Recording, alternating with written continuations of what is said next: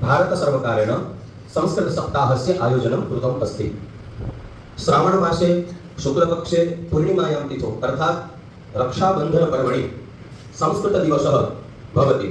संस्कृतदिवसस्य आयोजनं क्रियते। तस्य संस्कृतदिवसस्य पुरतः 3 दिवसाः एवं च अनन्तरं 3 दिवसाः संस्कृतसप्ताहरूपेण वयं मन्यामहे।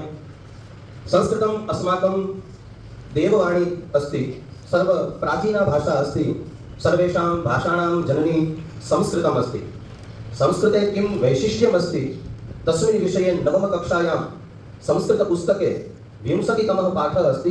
संस्कृतस्य वैशिष्ट्यं, संस्कृतस्य महत्त्वम् इति पाठः अस्ति। तत्र कथितमस्ति अस्माकं प्राचीनः ग्रन्थः कः अस्ति? अस्माकं प्राचीनः ग्रन्थः अत्र उपस्थितः कः अस्ति? ऋग्वेदः। विश्वस्य प्राचीनतमः ग्रन्थः ऋग्वेदः। ऋग्वेदः अपि संस्कृतभाषायाम् एव अस्ति।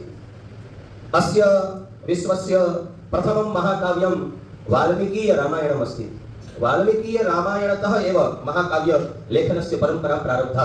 वाल्मीकिरामायणमपि संस्कृते एव अस्ति।